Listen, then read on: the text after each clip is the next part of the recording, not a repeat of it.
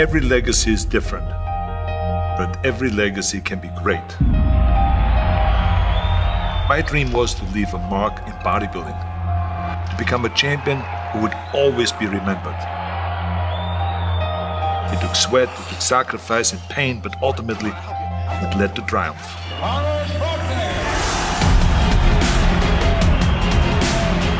Your dream may be different, but I can show you the blueprint to a physique that you never thought was possible.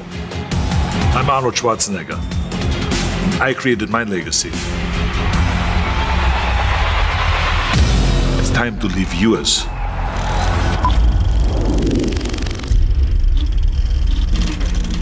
The biggest name in competitive bodybuilding is Arnold Schwarzenegger, the current and defending champion of Mr. Olympia.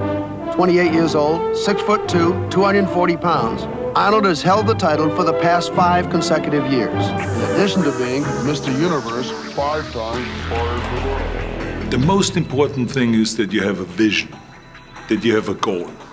To have that vision that I want to be the greatest bodybuilder of all time, you have to have a goal. Now, it doesn't have to be that specific goal, but it has to have some goal. This is why I always recommend to people, sit down, take your time, and start thinking about why do you want to work out?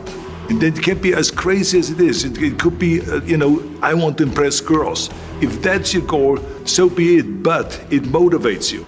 It could be that you're emulating a certain, bodybuilder. Have those pictures put all over the wall like I did when I was a kid. So that every day when I go to sleep, every day when I wake up, I look at those pictures and they motivate me. You need that motivation, and then therefore you have this kind of imprint in front of you all the time, and you know exactly what you're chasing. This is why I always smiled when I was in the gym. People always came up to me and says, why are you smiling? You're working out 5 hours a day. You're doing the same as the other guys, but the other guys have a sour face. They're pissed off that they have to do another rep or another set or something. I looked forward to. Why? Because I knew that every rep that I did and every set that I did and more weights that I lifted, I get one step closer to turning that vision into reality. It's getting closer and closer. Incredible satisfaction. I remember that when I weighed 245 pounds, and Bob Rafelson, the director of Stay Hungry, said to me that I'm interested in having you in a movie. And then he said, but I don't want you to weigh more than 210 pounds. So I said to him, well, it's funny you come to me, and you want me to be in a movie, but I'm weighing 245, 246. But he demanded that. And he says, look, it's very simple. On the day we start shooting, he says, I'm going to put you on a scale. And if you don't make the 210, you're out. I worked on it. I started visualizing myself very clearly as a lean athlete, because that's the only way I could lose that weight and all of a sudden get interested in running more. Because up until that point, I ran like 3 miles after training or before training or whatever. But now all of a sudden it was 5 miles, 6 miles, 7 miles, 8 miles in order to lose the weight. And I did everything with high reps. And I was watching my diet, what I eat and all those kind of things. And the day before, with Bob Rafelson, he says, let's step on the scale. And I stepped on the scale and I weighed 209. So it just shows to you what is possible if you visualize exactly what you want to look like. So it can go one way, which is that you can lose weight and get trim and get slim and everything, get the abs out and all this, or you go the other way and you gain weight because you see yourself big and you see yourself as a winner of a Mr. Olympia or something like that. I knew all along that it doesn't matter if I go down to 200 or to 160 pounds. Because if I make my mind up, it doesn't matter how much weight it is. This is definitely the hardest part for people, is to stay on a diet. But do you believe it may be that the part of the reason why they can't stay on their diet is because their vision isn't in check or their why isn't right? I mean, because that all ties together. You said it didn't matter to you because you were eating what you needed to eat for your goal. But how do we tell them to kind of have that same mindset as it? So how can we help them be better when they're watching this and they're saying, as soon as I'm going to download the blueprint and I'm going to change and I'm going to transform myself? Well, to me, is what are you more hungry for? Am I more hungry to be Mr. Olympia? Or am I more hungry to eat like everyone else out there and therefore look like everyone else? You know, to me, I was more hungry to win Mr. Olympia, and I was more hungry and more interested, more excited about the fact of becoming a champion and being ripped on stage and being cut and winning the trophy and all those kind of things, because I knew that if I would just, you know, have a temporary joy here and eat and cheat, I'm most likely not gonna make it. That someone else is gonna walk right by me and someone else is gonna grab the title. Because many times these competitions were very, very close. And I remember especially in 1980 where it was just 2 points. And you know, any mistake could have cost me the title. So this is not a mistake that I want to make. I want to be responsible, that I do everything that I can to be a winner. Yeah, it's just coming. Fingers right across there. Yeah. In my days, we were not as sophisticated when it comes to dieting, and we didn't have the food supplements that are available today with getting definition and, you know, cutting down and all those things. We had food supplements that were really good for gaining weight, but we didn't really have much available to lose weight. So to me, my way of really getting defined and getting kind of a really mature definition, rather than just dropping quickly 10 pounds or 15 pounds with a watermelon diet or something like that. So that's not the right way to go. So I always felt like if I do, instead of 20 sets, 30 sets, 35 sets a body part. So I went all out, especially before competition when I wanted to cut down. It was to pile on as many sets as possible. So yes, you were tired, but so what? You know, I never felt sorry for myself. Let me tell you that it all paid off.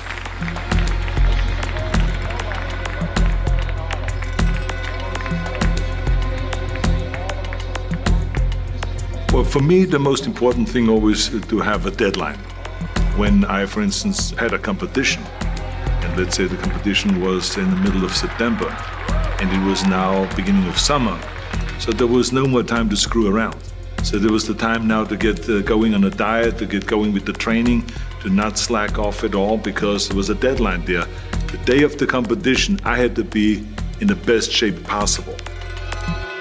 It was very important to pick that time and to say, this is when I have to be in top shape, and then to work towards that. But it's not just with the competition. It could also be that you say to yourself, the summer starts in June.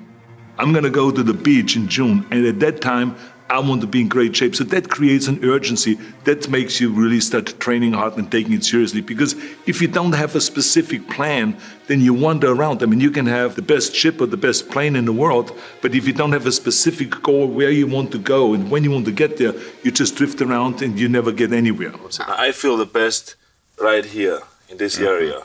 Okay. Outer head of the bicep. Now don't freak out when you see this biceps. Okay, I know it's the best you ever seen, but myself. oh, please do I so. don't know, that's constant. Okay. Joe keeps saying we should concentrate, and I was concentrating to flex my biceps. I did concentrate. Okay. But the worst thing is that if you lose a competition or if you're not quite reaching your goal because you didn't do everything that you could do.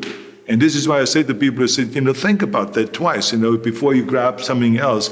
Stay on your diet, stay focused, and when you have that question, and if you're about to eat and cheat, think about what the goal is.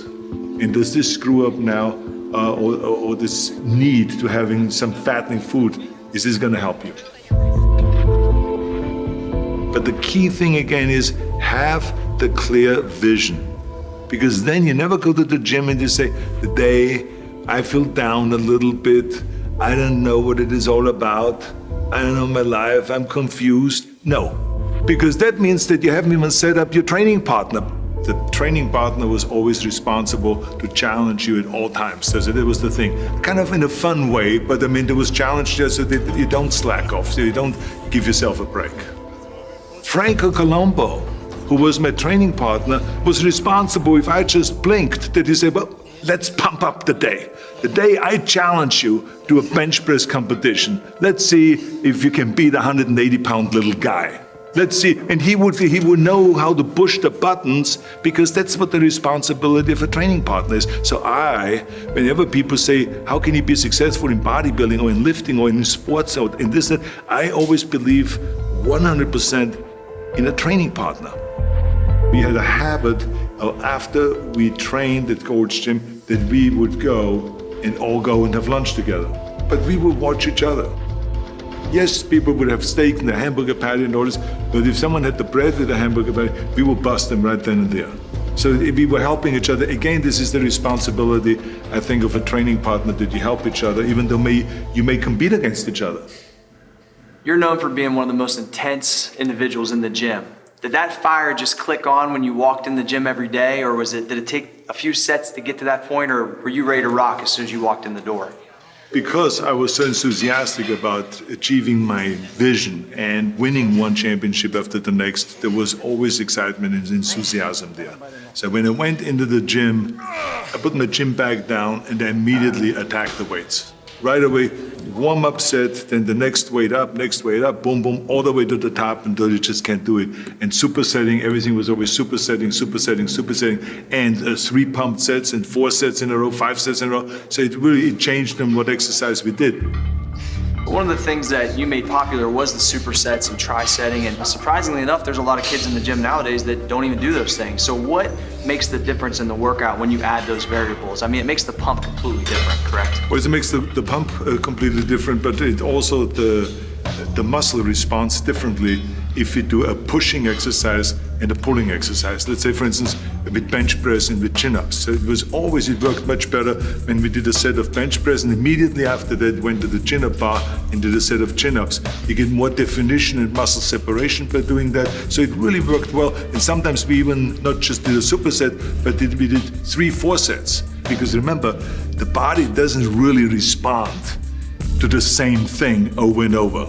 But you got to always give it the extra punch. So I think supersets and triple sets and quadruple sets and all of those kind of things create that kind of extra fire in the muscle.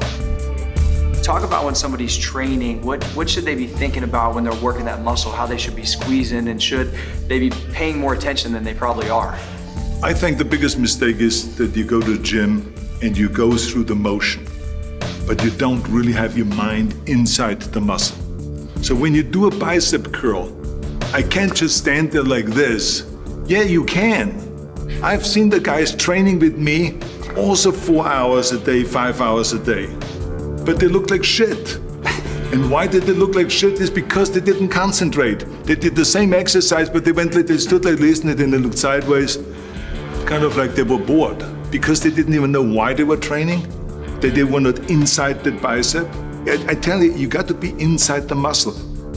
So this is the difference. So this is why when I see guys texting, they're not serious. This is Mickey Mouse stuff, you know? You train or you don't. You know, it's like in Germany we say, wenn schon, denn schon. If you do something, then do it. Go all out. You don't think it has anything to do with the mind? Because I think if my mind is right and if I can meditate myself into a real good pump, I get it. And if my mind is flowing away somewhere else and, you know, on some other subject, then I just don't get a pump. Everyone has a problem with time. But the day has 24 hours and we sleep 6. Now, I know there's some out there that say, whoa, I need 8. Well, I say just sleep a little faster. Because the bottom line is we have 24 hours are available, 6 hours of sleep, so you have 18 hours now available to your work, your family, your hobbies, and also to learn something new. Or you say, I'm gonna go and reshape my body. So you're gonna go and take this hour out of your schedule and say, I'm gonna train an hour every day.